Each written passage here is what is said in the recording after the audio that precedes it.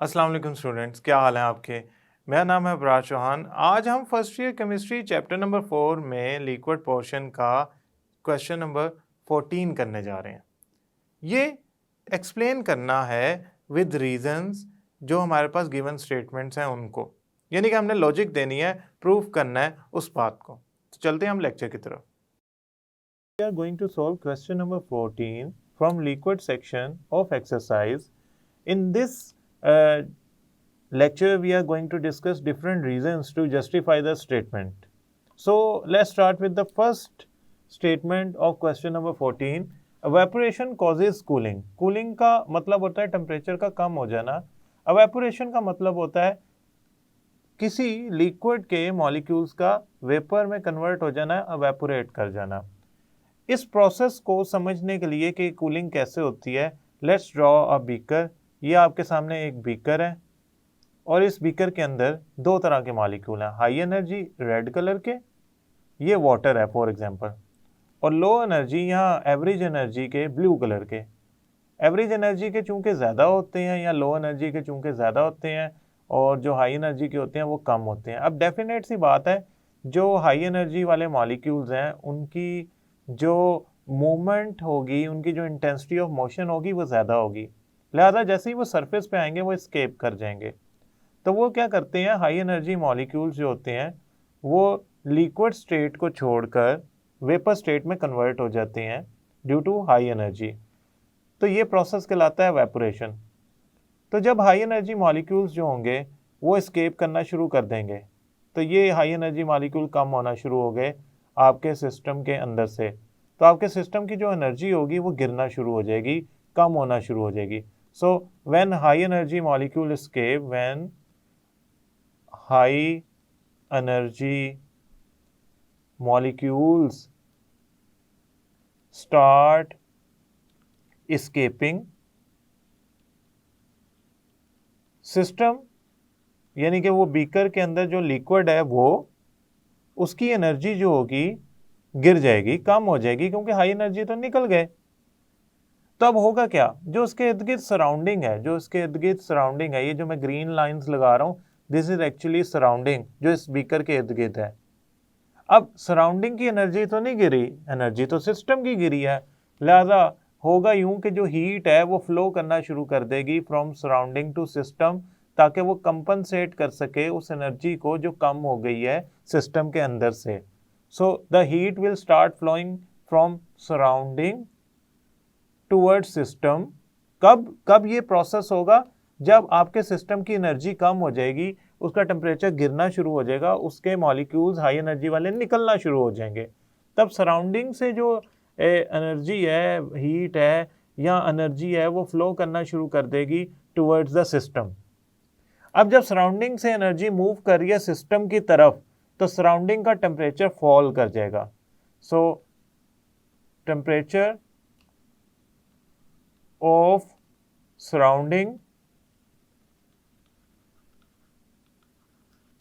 will fall when energy or heat moves from surrounding towards system, towards system। तो जब surrounding का temperature गिर गया तो सराउंडिंग ठंडी हो गई, तो एवेपोरेशन के प्रोसेस का अल्टीमेट रिजल्ट क्या निकला, कूलिंग। सो हुआ यूं, हाई एनर्जी मॉलिक्यूल एस्केप कर गए, सिस्टम की एनर्जी कम हो गई, तो सिस्टम की एनर्जी को कंपनसेट करने के लिए सराउंडिंग से एनर्जी सिस्टम की तरफ जाना शुरू हो गई हीट की फॉर्म में। अब वो जो सराउंडिंग है उसकी एनर्जी डेफिनेटली कम हो जाएगी ना, क्योंकि कुछ हिस्सा तो एनर्जी का उसका मूव कर गया सिस्टम की तरफ। तो अल्टीमेटली होगा यूं कि जो आपकी सराउंडिंग है उसका टेम्परेचर गिर जाएगा, जिसको हम कूलिंग कहते हैं। So surrounding will cool down, so eventually evaporation causes cooling. Now we will move toward the second statement. Now students, the second statement states the evaporation takes place at all temperatures. evaporation her temperature पे होती है, बिल्कुल सही बात है, मगर इसमें एक चीज़ आपको मैं एक्स्ट्रा बताना चाहता हूँ।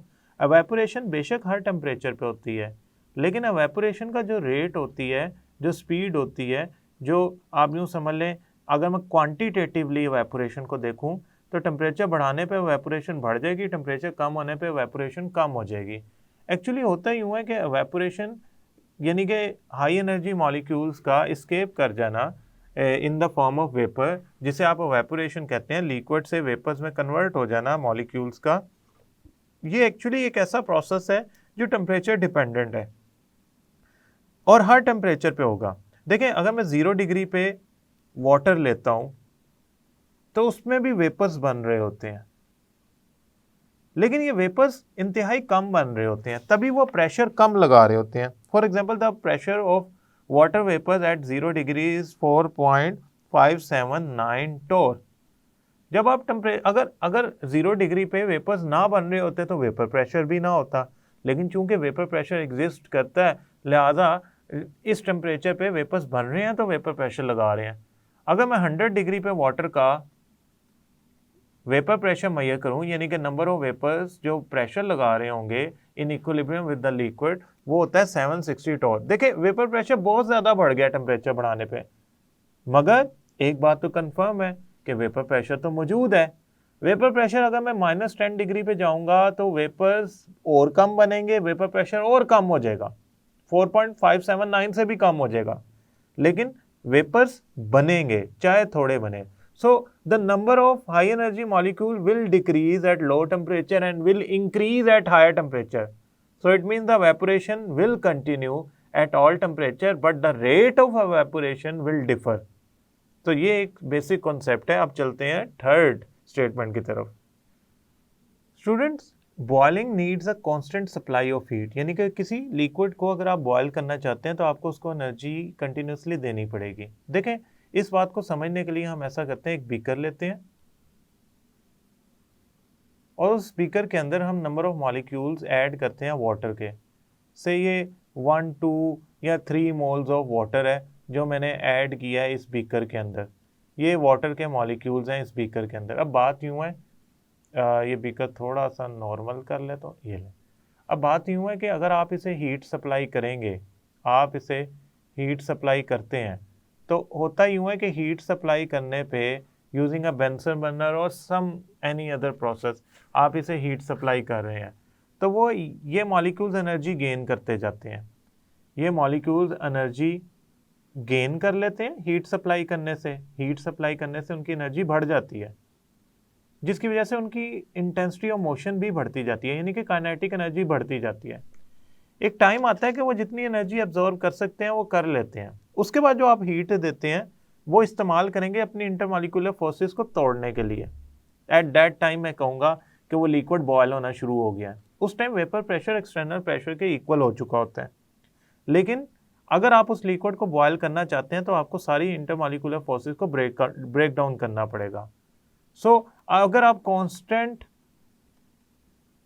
सप्लाई ऑफ हीट देते हैं एट बॉइलिंग पॉइंट, यानी कि उस टेम्परेचर पे जिस पे एक्सटर्नल प्रेशर वेपर प्रेशर के इक्वल हो जाता है, या जो लिक्विड मैक्सिमम एनर्जी एब्जॉर्ब कर सकता है उतनी कर चुका होता है, तो उस टेम्परेचर के बाद जो मैं कांस्टेंट सप्लाई ऑफ हीट दे रहा हूं वो एब्जॉर्ब हो रही है।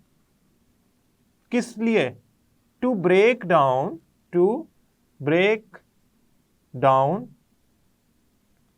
इंटर मॉलिक्यूलर फोर्सेस, और इंटरमॉलिक्यूलर फोर्सेस से ब्रेक डाउन होके क्या होगा, लिक्विड क्या कर रहा होगा, लिक्विड बॉयल कर रहा होगा। सो जब आप हीट देना बंद कर देंगे तो वो एनर्जी एब्जॉर्ब होना बंद हो जाएगी। एनर्जी एब्जॉर्ब होना बंद हो जाएगी तो इंटरमॉलिक्यूलर फोर्सेस ब्रेक डाउन होना बंद हो जाएंगी, लिहाजा लिक्विड बॉयल करना बंद कर देगा। सो आप इंटरमॉलिक्यूलर फोर्सेस को अगर ब्रेक डाउन करना चाहते हैं तो सर्टेन अमाउंट ऑफ हीट वो एब्जॉर्ब करेगा, कंटिन्यूस सप्लाई ऑफ हीट देंगे, वो certain amount of heat absorb करता जाएगा, इंटरमॉलिक्यूलर फोर्सेस तोड़ता जाएगा और बॉयल होता जाएगा। अगर आप हीट की सप्लाई बंद कर देंगे तो उसके पास कोई और तरीका नहीं है कि वो अपनी इंटरमॉलिक्यूलर फोर्सेस को तोड़ पाए, अनटिल अनलेस वो एनर्जी या हीट एब्जॉर्ब ना करे।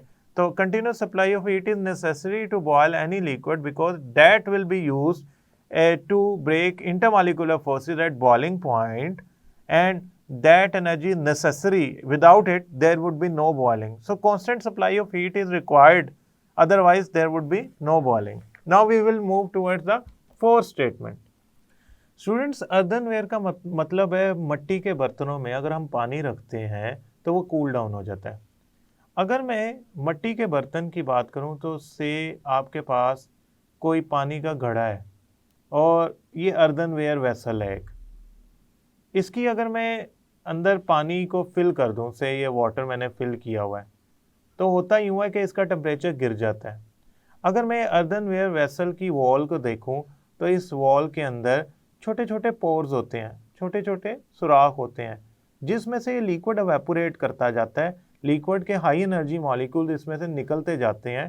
तो हाई एनर्जी मॉलिक्यूल अगर एवेपोरेट हो रहे हैं, हाई एनर्जी मॉलिक्यूल्स निकल रहे हैं, वेपर्स में कन्वर्ट हो रहे हैं, यानी कि आसान लफ्जों में एवेपोरेशन का प्रोसेस हो रहा है। तो एवेपोरेशन का प्रोसेस होना तो कूलिंग कॉज करता है। तो चूंकि ये अलाउ कर रहा है वेपर्स को एस्केप करने के लिए, यानी कि एवेपोरेशन को होने के लिए, अर्दनवेयर अपनी वॉल के जरिए जिसमें छोटे छोटे पोर्स हैं, सुराख हैं, तो उसकी वजह से ये जो लिक्विड है इसके अंदर जो भरा हुआ है उसका टेम्परेचर डिक्रीज कर जाएगा। तो टेम्परेचर डिक्रीज करने से वो जो वाटर है वो ठंडा रहेगा, गर्म नहीं होगा, वो ठंडा हो जाएगा। Now we will move towards the next statement. Students, now this statement is very much interesting कि कोई शख्स कूलिंग महसूस करता है, one feels sense of cooling under the fan after the bath, यानी कि अगर नहाने के बाद हम पंखे के नीचे बैठे तो हमें बहुत ज़्यादा कूलिंग फील होगी। असल में हमारी बॉडी की जो सरफेस होती है ना, ये इससे रेड कलर की सरफेस है हमारी बॉडी की, इसके ऊपर वाटर के ड्रॉपलेट्स आ जाते हैं। हमारी बॉडी के साथ वाटर के ड्रॉपलेट्स मौजूद होते हैं जब हम नहा कर आते हैं। तो जब पंखा चलता है तो हवा के सर्कुलेट करने की वजह से ये ड्रॉपलेट्स जो होते हैं इनकी एवेपोरेशन आसान हो जाती है। तो ये क्या करते हैं, हमारी बॉडी से एनर्जी लेते हैं, they absorb energy from our body and start evaporating at higher rate due to the fan. Fan की वजह से मैं यहाँ लिख देता हूँ, the water molecules on our skin, ये क्यों आया है हमारी स्किन पे, बाथ यानी कि नहाने के बाद, आफ्टर टेकिंग बाथ, नहाने के बाद, the water molecules on our skin will evaporate at higher rate, ज्यादा स्पीड से, under fan they will absorb energy from our skin,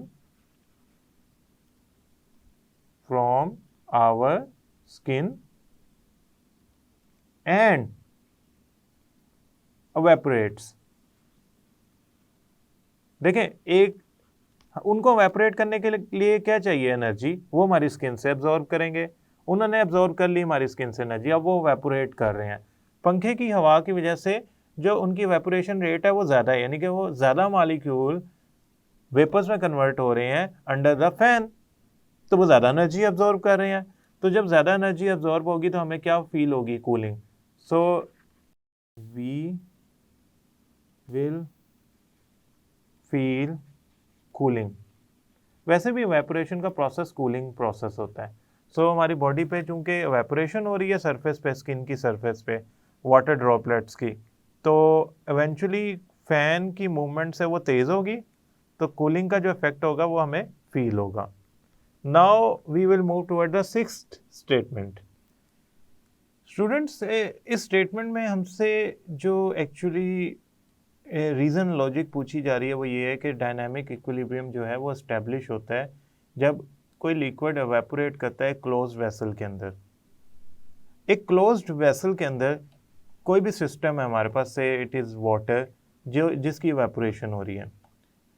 असल में ना जब कोई फिजिकल चेंज आता है ना एक क्लोज सिस्टम के अंदर, फिजिकल चेंज, तो अल्टीमेटली वो इक्विलिब्रियम की तरफ ही मूव करता है, यानी कि अल्टीमेट गोल या उसकी जो आप यूं समझ लें जो आखिर है, एंड है किसी भी फिजिकल चेंज का, वो यही है कि वो इक्विलिब्रियम की तरफ मूव करेगा, और वो इक्विलिब्रियम होता है डायनामिक टाइप का।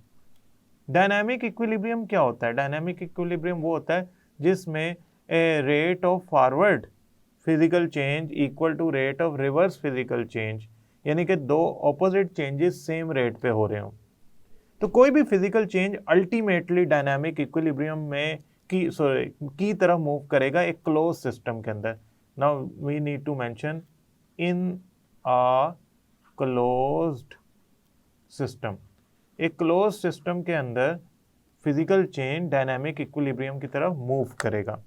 This is very much serious. हम इसको यूं समझें कि आपकी कोई भी सब्सटेंस है, कोई भी सिस्टम है, उसमें वेपोरेशन हो रही है। चूंकि वो क्लोज्ड सिस्टम है, लिहाजा मॉलिक्यूल्स सरफेस से टकरा के वापस भी आएंगे, लिहाजा वो कंडेंस भी होंगे। शुरू में वेपोरेशन ज़्यादा होगी, लेकिन कंडेंसेशन भी होगी थोड़ी। Aahista Aahista rate of evaporation जो है, रेट ऑफ एवेपोरेशन जो है वो रेट ऑफ कंडेंसेशन के इक्वल हो जाएगा। एट दैट टाइम हम कहेंगे इक्विलिब्रियम आ गया है। तो हम कहेंगे वो दो प्रोसेस हो तो रहे हैं लेकिन सेम रेट पे हो रहे हैं, यानी कि फॉरवर्ड प्रोसेस जिस स्पीड से हो रहा है उसी स्पीड से रिवर्स प्रोसेस हो रहा है। तो जब दोनों प्रोसेसेस चल रहे हों और सेम स्पीड से, तो हम कहते हैं कि वो डायनामिक इक्विलिब्रियम एस्टेब्लिश हो गया दोनों में डायनामिक इक्विलिब्रियम फिजिकल चेंज के प्रोसेस के दौरान एस्टेब्लिश हो गया।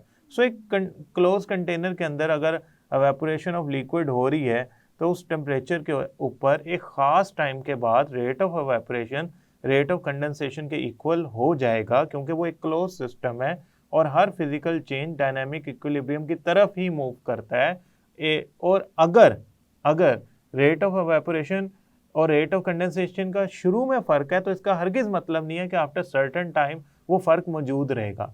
अल्टीमेटली आपकी जो सिस्टम है वो डायनामिक इक्विलिब्रियम की तरफ मूव करेगा, यानी कि rate of evaporation rate of condensation के इक्वल हो जाएगा। ये हर सिस्टम के साथ होता है, सिर्फ इसके साथ नहीं है। जो भी फिजिकल स्टेट चेंजेस होती हैं उनके अंदर जो अल्टीमेट गोल होता है एक क्लोज सिस्टम के अंदर, वो डायनामिक इक्विलिब्रियम की एस्टेब्लिशमेंट होती है। Students, boiling point of water Murree hills पे डिफरेंट है, माउंट एवरेस्ट पे डिफरेंट है। देखिए, boiling point of water depend करता है एक्सटर्नल प्रेशर पे। एक्सटर्नल प्रेशर मरी हिल्स पे एयर का डिफरेंट होता है as compare to the external pressure on sea level. Sea level पे 760 होता है, मरी हिल्स पे जो एक्सटर्नल प्रेशर होता है वो होता है 700 टोर, TORR टोर। माउंट एवरेस्ट पे जो एक्सटर्नल प्रेशर होता है, चूंकि उसकी हाइट ज़्यादा है लिहाजा वहाँ एयर की कंसंट्रेशन कम होगी, लिहाजा एक्सटर्नल प्रेशर भी कम होगा। वहाँ पे एक्सटर्नल प्रेशर होता है 323 टोर। जैसा कि मैंने अभी बताया है कि boiling point of any liquid, चाहे वो पेट्रोल हो, वाटर हो, किसी भी चीज़ का बॉइलिंग पॉइंट जो होता है वो डायरेक्टली प्रोपोर्शनल होता है एक्सटर्नल प्रेशर के। क्योंकि असल में बॉइलिंग पॉइंट का मतलब ये होता है कि जिस पे vapour pressure of liquid becomes equal to the external pressure के। ओके, अब देखें, अगर बॉइलिंग पॉइंट एक्सटर्नल प्रेशर है 760 टोर, यानी कि सी लेवल पे है, तो बॉइलिंग पॉइंट ऑफ वाटर होगा 100 डिग्री। जैसे ही एक्सटर्नल प्रेशर कम हुआ तो बॉइलिंग पॉइंट भी ऑटोमेटिकली कम हो जाएगा, क्योंकि एक दूसरे के डायरेक्टली प्रोपोर्शनल है। तो मरी हिल्स पे जो वाटर बॉयल करता है वो 98 डिग्री पे करता है। तो एज पर आवर डिस्क्रिप्शन 323 पे बहुत ही कम हो जाना चाहिए। तो 323 यानी कि माउंट एवरेस्ट पे मरी हिल्स के मुकाबले में भी कम होता है वेपर प्रेशर, तो जो बॉइलिंग है वो और कम हो जाएगी। 69 डिग्री सेंटीग्रेड पे वाटर बॉयल करता है at Mount Everest. Now we will move towards the 8th statement. Students, जो 8th स्टेटमेंट है ना, ये एक वेरी फेमस एप्लीकेशन है वैक्यूम डिस्टिलेशन।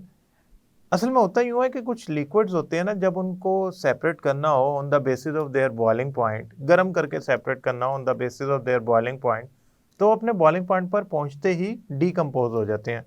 मसलन अगर हम एग्जांपल लें ग्लिसरीन की, ग्लिसरीन का बॉइलिंग पॉइंट होता है 290 डिग्री सेंटीग्रेड। अब बात यूँ है कि अगर मैं इसको on the basis of boiling point separate करना चाहता हूँ विद अदर कंपाउंड, तो मैं इसे गर्म करूँगा। ये लिक्विड सेंसिटिव होता है, यानी कि गर्म करने पे पॉसिबिलिटी है डीकम्पोज हो जाए। तो ऐसे लिक्विड को मैं 290 तक ले जा के अगर बॉयल करना चाहता हूँ तो 290 ही इसका डीकम्पोजिशन टेम्परेचर है, 290 ही इसका बॉइलिंग पॉइंट है। तो इस टेम्परेचर पे ये तो डीकम्पोज हो जाएगा, तो इस टेम्परेचर तक मैंने नहीं ले जाना। So the decomposition of glycerine started at 290 degree as well as boiling point, so we can not use this value for boiling of glycerine. हम क्या करते हैं, हम एक्सटर्नल प्रेशर कम कर देते हैं, रिड्यूस कर देते हैं using vacuum distillation technique. Vacuum distillation में हम करते क्या है, एक्सटर्नल प्रेशर को कम कर देते हैं। एक्सटर्नल प्रेशर डिक्रीज हो गया by the application of vacuum, तो एक्सटर्नल प्रेशर कम होने से, EP stand for external pressure कम होने से बॉइलिंग पॉइंट भी कम हो गया। अब फॉर एग्जांपल हम एक्सटर्नल प्रेशर बहुत कम कर दें, इसे 50 टोर तक ले जाएं, तो जो बॉइलिंग पॉइंट है वो 290 नहीं रहेगा ग्लिसरीन का। अब ग्लिसरीन 120 डिग्री पे बॉयल करना शुरू कर देगी रादर देन 290 डिग्री पे, क्योंकि 290 डिग्री तो इसका तब था बॉइलिंग पॉइंट जब 760 टोर एक्सटर्नल प्रेशर होता है। तो चूंकि मैंने वैक्यूम डिस्टिलेशन की टेक्निक के ज़रिए एक्सटर्नल प्रेशर कम कर दिया, तो लिहाजा अब कम टेम्परेचर पे ग्लिसरीन बॉयल करेगी और सेपरेट हो जाएगी। अब चूंकि ये अपने डीकम्पोजिशन वाली वैल्यू टेम्परेचर के करीब भी नहीं जा रही, लिहाजा ये डीकम्पोज भी नहीं होगी और बॉयल भी कर जाएगी और सेपरेट भी हो जाएगी। So this technique is useful to tackle those liquids which are very sensitive or decompose on heating. We reduces the boiling point of those liquid. We reduces the boiling point of those liquid by the application of a vacuum distillation. For example, we reduce the boiling point of glycerine up to 120 degree by reducing the external pressure using vacuum distillation up to 50 torr. Now we will move towards the ninth statement. We have the ninth statement जिसमें हमसे ये बताया जा रहा है, हमें ये बताया जा रहा है कि heat of sublimation of substance is greater than heat of vaporisation. Heat of vaporisation का मतलब है वो अमाउंट ऑफ एनर्जी या हीट जो एब्जॉर्ब करता है सिस्टम जब वो लिक्विड से वेपर्स में कन्वर्ट हो। अगर मोलर हीट की बात करूं तो एक मोल लिक्विड, जब एक मोल लिक्विड कन्वर्ट हो एक मोल वेपर्स के अंदर, मोलर हीट ऑफ वेपराइजेशन में, तो इन दैट सिनेरियो में ये कहूँगा कि हीट ऑफ वेपराइजेशन जो भी एनर्जी एब्जॉर्ब हुई है वो कहलाएगी हीट ऑफ वेपराइजेशन। अच्छा, हीट ऑफ सब्लिमेशन क्या है? हीट ऑफ सब्लिमेशन का मतलब ये है कि आपका जो सॉलिड है it is directly converted into vapour state. यानी कि अगर मोलर हीट ऑफ सब्लिमेशन की बात करूं तो एक मोल सॉलिड एक मोल वेपर्स में जो कन्वर्ट होगा वो कहलाएगी हीट ऑफ सब्लिमेशन।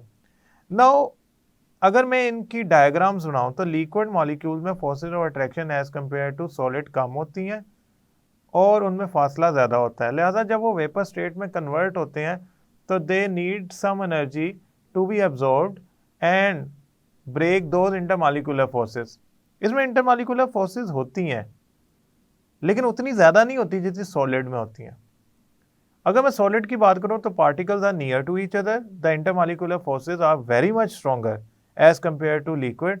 तो जब मैं इसको डायरेक्टली वेपर स्टेट में कन्वर्ट करूंगा तो डेफिनेटली मुझे ज़्यादा एनर्जी रिक्वायर्ड होगी, मोर एनर्जी रिक्वायर्ड होगी, क्योंकि अब मैं एक हाई या स्ट्रॉन्ग इंटरमॉलिक्यूलर फोर्सेस की वैल्यू से गैस या वेपर स्टेट की तरफ जा रहा हूं जहां इंटरमॉलिक्यूलर फोर्सेस ना होने के बराबर हैं। तो more energy is required to convert solid into vapors than liquid into vapors। तो अल्टीमेटली क्या होगा, heat of sublimation will be greater than heat of vaporization। Now we will move towards the 10th statement। Now students, the last statement of this question, heat of sublimation of iodine is very high. Iodine halogens का fourth member है, यानी कि fluorine, chlorine, fluorine, chlorine, bromine and then iodine. The size of molecule increases downward. So iodine is largest among these halogens, जो कि given है हमारा. जो halogens में आयोडीन है वो लास्ट मेंबर है, सबसे बड़ा है. देखें, size of iodine is very large, size is very large. तो जब साइज लार्ज होता है, चूंकि आयोडीन नॉन पोलर मॉलिक्यूल है, लिहाजा इसमें लंडन डिस्पर्शन फोर्सेस एग्जिस्ट करती होंगी. ये बात तो हम एक कंफर्म कर लेना कि the forces of attraction between the iodine molecules in a solid state is London dispersion forces, because iodine is a non-polar substance. So size is very large. Van der Waals forces जो होंगी वो London dispersion forces होंगी. खैर, size is very large, तो उससे होगा क्या? Polarize ability is greater. Polarizability बढ़ जाएगी. So London dispersion forces will be stronger, क्योंकि पोलराइजेबिलिटी बढ़ने का मतलब ही ये है कि लंडन डिस्पर्शन फोर्सेस ताकतवर बना देना.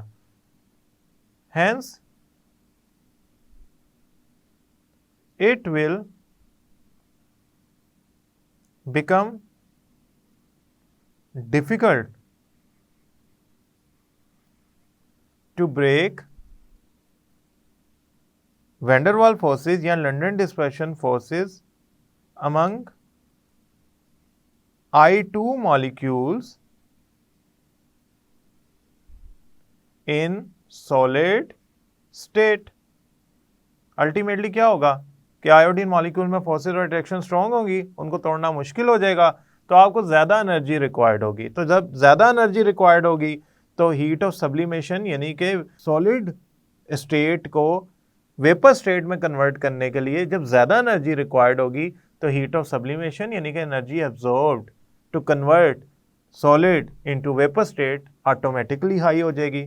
सो हीट ऑफ सब्लिमेशन यानी कि आयोडीन को सॉलिड से वेपर स्टेट में कन्वर्ट करना इसलिए मुश्किल है या इसलिए एनर्जी डिमांड उसकी ज़्यादा है क्योंकि आयोडीन का साइज़ लार्ज होता है, उसकी पोलराइजेबिलिटी ज़्यादा होती है, जिससे लंडन डिस्पर्शन फोर्सेस बढ़ जाती हैं और उन ताकतवर लंडन डिस्पर्शन फोर्सेस को ओवरकम करने के लिए यानी कि सॉलिड से वेपर स्टेट में कन्वर्ट करने के लिए ज़्यादा एनर्जी देनी पड़ती है, तो जिसकी वजह से हीट ऑफ सब्लिमेशन की वैल्यू ज़्यादा आती है.